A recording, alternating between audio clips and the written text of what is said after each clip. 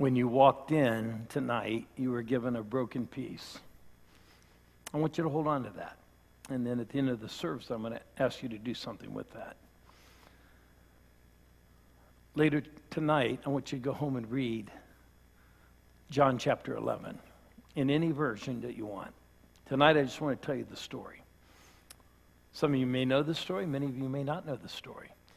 And you may say, what does it really have to do with Easter or Good Friday? But it has a lot. Jesus had friends. You know, one of my greatest stories is meeting this man down here, John Cadis, almost 15 months ago. You don't know, but Steve Holtzman, who sang for us, has been really one of my dearest friends ever. And Cliff and Elena came tonight, and they're just so dear to me. And I want to tell you some stories tied to that. You need friends in your life. So here's the story, though.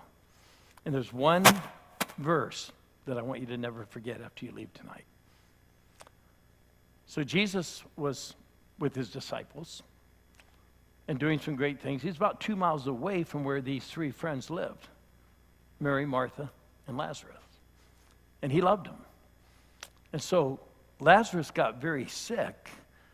So Mary and Martha, because they're such great friends with Jesus, they sent word to him, our brother is sick. Could you come? So when Jesus got that word, he said a very unusual thing to his disciples. He said, Lazarus is sick, but this is not going to end in death. And then he said, we're not going to go right away. We're going to wait 2 days. Now, listen, this is painful in our life because we're going to come upon the phrase that we've all thought or whispered or cried out. Because Jesus waited 2 days and Lazarus died. And Jesus even got the message that he had died, but he said to his disciples, this is not going to end in death. It's going to be for the glory of God. And they wondered why he wasn't rushing to these two friends of his, because he loved Mary and Martha. But he waited 2 days. When he got there, the Bible describes weeping and wailing. And Martha ran out. And here's the phrase I don't want you to ever forget. And you surely have cried this out in your pain, in your loss, in your brokenness. Martha said to Jesus, if you had been here, our brother would not have died. If you had been here. Now, I don't know about you, but whether you're brave enough or courageous enough to say, you've had to think many times, Jesus, you didn't show up when I asked you to come. Would you nod your head with me? Or are you just real spiritual out there and you're just going to sit there and look at me? How many times have we said, Jesus, if you had been here, this wouldn't have happened? And by the way, it gets more dramatic because first Martha comes out and pours her heart out. But Jesus doesn't do anything at first. And then Mary comes out. It's not just Martha. Mary comes out and throws herself on the ground. Mary, who had wiped his feet with the tears from her eyes and broken the oil over his feet. And she wept and said, if you had been here, my brother would not have died. And Jesus was so moved by all, in those days they had mourners, and they were crying and weeping and wailing. And Jesus was so moved by the pain of death that we have the shortest verse in the Bible. You know it, don't you? Jesus wept. And in the Greek, this isn't that he just shed a few tears. He was overwhelmed with grief because he saw the pain of death and the enemy that comes to kill, steal, and destroy our lives. And we cry out to Jesus, if you were here, this wouldn't have happened. Now, I can only be personal about my own story. I don't know yours. But can I tell you some things just in the last few years and then the last few months? Steve walked with me when I was 49 years old. And I was really crying out, Jesus, if you were here, I wouldn't be going through a divorce. And he had to tell me, it's over. She's not coming back. He remembers that walk. You know why he remembers it? Because I could walk. Come on, people. I had ankles then. But I remember just weeping and saying, it's over. But Jesus, if you had been there, if you had done something, this wouldn't be happening. I remember when our daughter, Leah, our first daughter, she got spinal meningitis, and no, it wasn't the flu kind. It was meningitis. And they told us she may die. And I remember being on an elevator in Ball Memorial Hospital in Indiana and just crying out, Jesus, whatever you want me to do, whatever you want me to do. And I wasn't raised in a charismatic background. I said, I'll speak in tongues. I'll do whatever you want. No, I fell to my knees on that elevator with the pastor with me. I'll do anything. Because if you were here, this wouldn't be happening. And she did not get well quickly. She had to relearn to walk. It was very painful. And to make it more present, some in the audience know that Chris Gedney became a very dear friend of mine. He showed up at Mountain Park. He was the long snapper for the Cardinals. He had an 18-year career because he was a long snapper. He was also the tight end. He opened the door for me to get to do the chaplaincy for the Cardinals. We saw many of those guys come to Christ. But just 3.5 years ago, we were driving in Sarasota, just having a great time. I called Chris almost every day. And I got a call from his wife and said, Chris has died. But I knew he didn't die.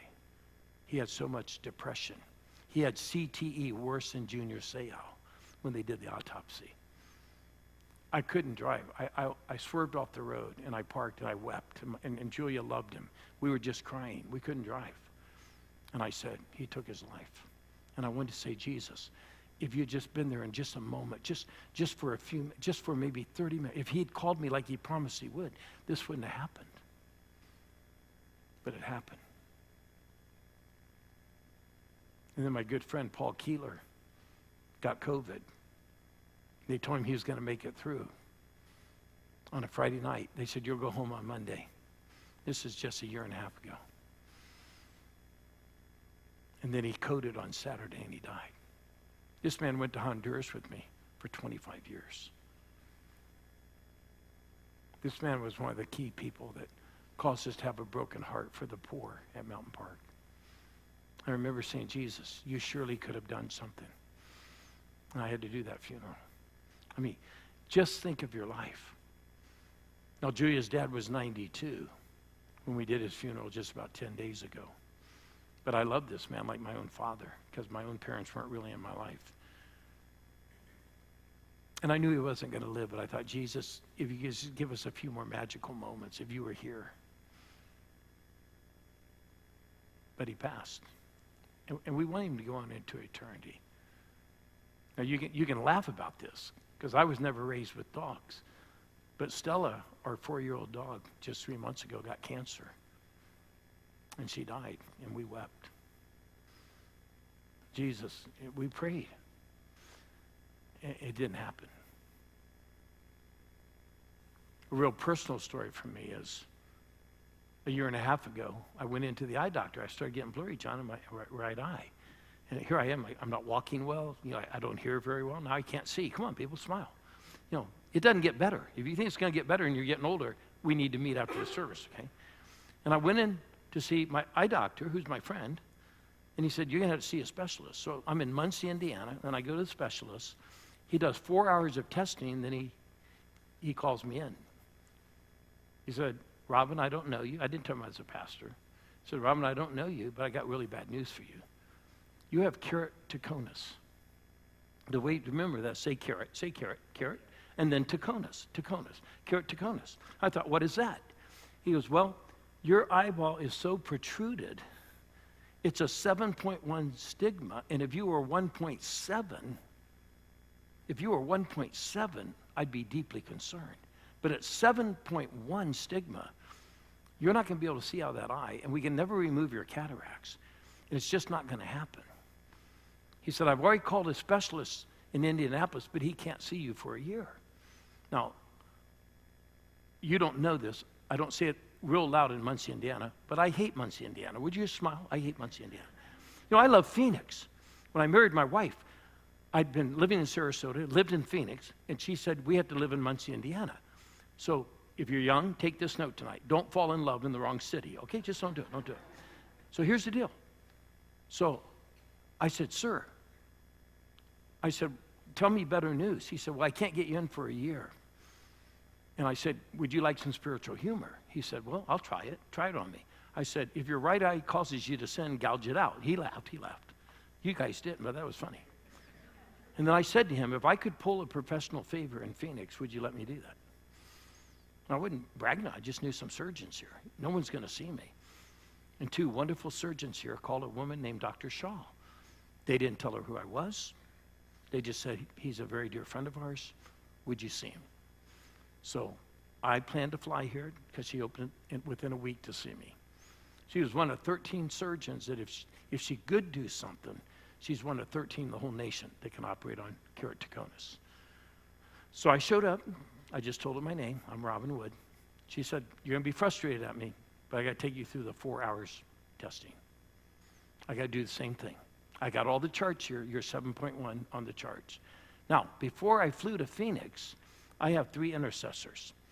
We've all had intercessors to pray for this church. We believe that God's going to do a marvelous miracle in this church. And we're committed to this long term. And they pray every day. They're all 3 praying for me tonight. But they were praying for me, and they said, Robin, don't leave town without getting anointed and prayed for in the book of James. If you're sick, call the elders of the church, pray for you. So I called Pastor Glenn. I called my 3 intercessors in town, and we went to see Pastor Glenn. I flew out the next morning. So I went in his office. He anointed me in the sign of the cross. He laid his hands on me, and he just prayed for my healing. And I felt heat go through my eyes. I'd heard this on TV. I'd never had it happen to me. I felt heat go from my right eye to my left eye. And he got done praying, and then he said, well, tell me what's happened. And I just told the truth. I go, it's a little worse. Come on, people, it was a little worse. I couldn't see it all. And he said, well, you remember, Glenn's an amazing guy. He didn't take that. And I said, I'm not making fun. I said, I felt heat go through my eye. He goes, well, you remember Jesus touched the blind man. He said, can you see? He said, I see men walking like trees. And so he touched him again. He was completely well. So Glenn laid his hands on me one more time. I went down to my knees, and I felt heat go through my whole body. And I said, it wasn't great. It was better, though, than the first time. And I got up, I hugged him, we had tears, and I got on the plane the next morning. I flew to Dr. Shaw's office right here in Chandler.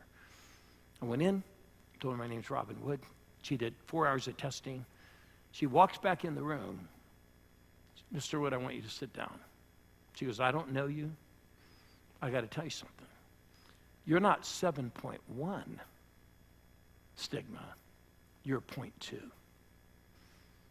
And people, I started to weep. I did. I started to weep. And she goes, are you okay? I said, no, I'm not, Dr. Shaw. I said, look, I haven't told you I'm a pastor. I haven't told you I'm a Christian. But I said, I need to tell you what happened yesterday. My pastor prayed for me twice. Now listen, she looked at me and she said, I'm not a believer. But she says, look at me, Mr. Wood. You got a miracle today. I can't explain it. I'm not a believer like you are in Christ. So I gave her my book, What Are the Odds, before I left. I never thought she'd read it. And she said, by the way, I can not only now not have to do any surgery on you, but I can take your cataracts off. And now that she's fitted me for a hard contact in my right eye, I can see 20/20. Now listen, I'm not telling you that story so that it happened to you. But God asked me to share that story tonight because I know way too much pain. And I'm not going to say it tonight because people in this audience would fall apart. I know too much pain in Elena's life in Cliff's. I know too much pain. I just met this wonderful young woman. This lady here has great loss just yesterday. If Jesus were here, we're thinking, if he were here, this wouldn't have happened. But don't miss what he said. This happened for the glory of God. So he came 2 days late. He didn't show up on time when we asked him to. He showed up 2 days late for his glory. Because if Lazarus had not been in the tomb 3 or 4 days, everybody would have said he was resuscitated. So he showed up late for God's glory. And I want you to know that I've lived long enough now to know that God doesn't show up always when we ask him to, but he shows up because he promised to never leave us or forsake us. He shows up for his glory, and he brings glory out of what we're going through. Michael Card wrote a song that said, suffering is part of the plan. Now, you've never prayed this verse, but the Apostle Paul said, I want to share in the sufferings of Christ so I can identify with him. And so I'm not going to move you to Sunday. You're going to hear an incredible message. I know a little bit about it when John preaches Sunday. You're going to get brought to the resurrection. But today I want you to stay with your pain. And I want you to stay with the times he didn't show up when you asked him to. But he delayed. But I want you to reflect. I want you to reflect that he never leaves you or forsakes you. I got on a plane 1 month ago. Now, my wife says, you talk too much, Robin. Don't talk to people. So guess what they bought me for Christmas? They bought me those Bose headsets that cuts out all the sound. She goes, put them on your head and don't talk to anybody. So listen, they said it was a full flight, so I said, I'm going to practice this. I never do, but I'm going to practice. So I put on a headset, and I get on first because I'm on my scooter. I get to pre-board, and so I sat down. I pre-board. I'm on the second seat because it's got the most room, and the front ones are too tight because I put a little weight on. They're a little too tight, so I sit on that second or third row. It was totally packed, and a guy sat by the window, and our seat was open. And I said, hey, we got lucky. I go, we got lucky. No one's going to sit there. Oh, never say that too soon on Southwest. Never say it too soon. All of a sudden, from the back of the plane, a woman sauntered up, and she goes, guys, you're lucky. I tried to sit with my daughters, but there's no seats back there. Okay? Now, I wrote a book called What Are the Odds? And I'll give it to you free because people don't buy it. Come on, just laugh. No, we've actually sold more than 60,000. But here's the deal. She wandered up. I have my headsets on. So I said, okay. I left them on. I sat down. She sat down. No more. I said, just look straight ahead. On Southwest, you can watch TV. Then they announced that the internet's not working. Come on, people. What are the odds? Now I want you to think of the odds of this. Ready? She's trying to sit with her daughters. She finally has to wander up, and she sits between me and this gentleman. So I thought, I don't trust him, so I tried the internet anyway. It wasn't on, but it said you can watch movies free. I want you to think about this. It showed me 100 movies I could choose from. You ready? If you don't think God cares about you, I want you to hear this story. There were 100 movies I could choose from. So I started looking, 51st dates. I started looking at all these things that we watched before, and then I saw it. League of Our Own. Come on, people. I haven't seen League of Our Own forever. You know, Madonna's in it. Come on, people. Don't act so spiritual. And you know, it's a famous line from Hanks. There's no crying in baseball. Come on, people. So I put it on. Now think of this. I got my headsets on. I go, watch the movie. Don't talk to anybody. So we take off. The movie comes up. And all of a sudden, I feel a little nudge on my arm. But, you know, I thought, she's just getting situated. And I kept looking straight ahead. And then I felt a little stronger nudge. And I just kept looking straight ahead. And then finally, she elbowed me. And I said, ma'am, is there something I can do? Do you need to use the restroom? And I was real kind, of course. I thought, but I said to myself, don't get in a conversation. And she said, sir, I'm in that movie. I go, ma'am, come at me one more time. I'm the woman talking right now in that movie. And I said, well, that's interesting. I said, ma'am, my wife told me not to talk to anybody today, but I'm going to ask you your story. Tell me your story. So she turns to me and she says, my husband died 16 months ago. She didn't cry. But I didn't start weeping, but I had tears come out of my eyes. She said, I took him to, it was September 13th. And I took him in at midnight. And he died in an hour and a half. His name was Mark. I'm from Evansville. I tried out for the movie when I was 19 years old. I said, well, how are you doing? She goes, well, I tried to sit with my daughters because they've not been out of the house for 15 months. This is the first trip. And they cried when I left the back of the plane. I said, well, tell me about your husband. Well, I told my pastor we can't do a funeral. I can't do it. I can't go through more pain. And he said, Emily, trust me. And she said, I don't think more than 50 people will come. I said, well, what happened? Well, I agreed to the funeral. I hadn't told her I'm a pastor. I haven't told her even my name. And she said, over 1,200 people came to the funeral. And he talked me into telling Mark's story. I go, what was Mark's story? Well, he was a Christian. I haven't told her I'm a Christian or anything. I said, well, what was his story? She looked at the front of the seat in front of her, and she goes, "Can I draw his story for you?" And she went like, he couldn't hold it together. He loved Jesus, but he was an addict. He couldn't quit drinking. He brought so much pain into our life, but he was good to me. He made tons of money, but he could never hold it together. But he kept coming back to Jesus. He kept coming back to Jesus. And then I rushed him in. He was bigger than life in Evansville. He was on every political scene. He was on every council. He was known by everyone in Evansville. And everybody knew he couldn't hold it together, but he loved Jesus. Does that sound a little familiar? A lot of pain in our life. And now I've got tears coming down my face. I said, "Well, what happened at the funeral?" Well, the pastor at the end is going to do what I'm going to ask you to do. Take whatever that broken piece is in your life, or 3 or 4 big things. And he asked us to exchange our pain for a closer walk with Jesus. And he asked people to stand if they recommit their life to Jesus or give their life to Jesus. She knew my first name. She said, "Robin." Over 900 people stood. Then I turned to her and I said, "Emily, I haven't told you I'm a pastor." I said, "I need to tell you something. I don't want to hurt you more. But 11 years ago, Emily, on September 13th, at midnight, my wife rushed me to Ball Memorial Hospital in Indiana. She went to Ball State. And I had open heart surgery in the next few days. It saved my life. On the same day, 11 years, so about 10 years earlier. Now, we were both really crying hard. And she grabbed my hand and she said, she tried to pull herself together and she said, "I need to tell you something."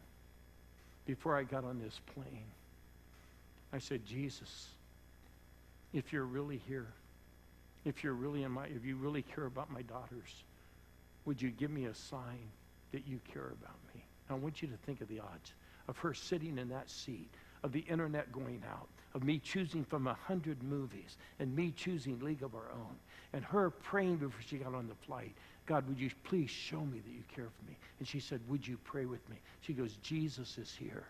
See, we say if you were here, this wouldn't have happened, but he's always here. Do you hear me? He's always here. And so I'm going to ask you to exchange your brokenness, whatever the loss is, whatever the hurt. I'm going to ask you to exchange that and come up and take a cross. And ask Jesus simply this: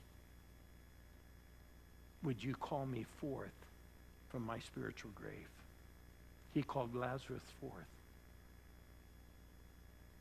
And then listen to the good news, and we're done. He said to the people, "You unwrap him." Did you hear that? He didn't unwrap him. And you know what? Steve's unwrapped some of my pain. Gene, you've unwrapped some of my pain. Cliff came into my life at a special time and walked me through the whole year. I didn't think I could move to Oklahoma City. And this man left over Thanksgiving and left his family and took me to Oklahoma City. And Jesus was there. And I want you to welcome him tonight, to say, "I know it didn't feel like you're there, Lord."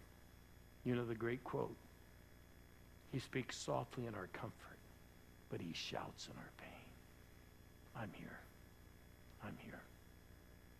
Would you bow your heads with me? Steve's going to sing Lead Me to the Cross. And I want you to come forward and exchange your broken piece for a cross. And just simply ask Jesus, "I know you're here. Sometimes I don't feel your presence. But you waited. You waited for maybe the moment tonight to bring healing to me and to let me know that you care." And by the way, when Jesus knows our pain, he weeps. Did you hear that? He wept over this. He weeps over your pain and your brokenness and your loss. And he shows up. Lord Jesus, I praise you for who you are. I praise you that you said to the Father, "Is there any other way?" And the Father turned his head. You know what it means to feel total abandonment, total rejection. But God, if we whisper, "Would you show me that you really care?" you will show up. And you will bring healing. And we praise you that you are the healer and that you are the risen Christ.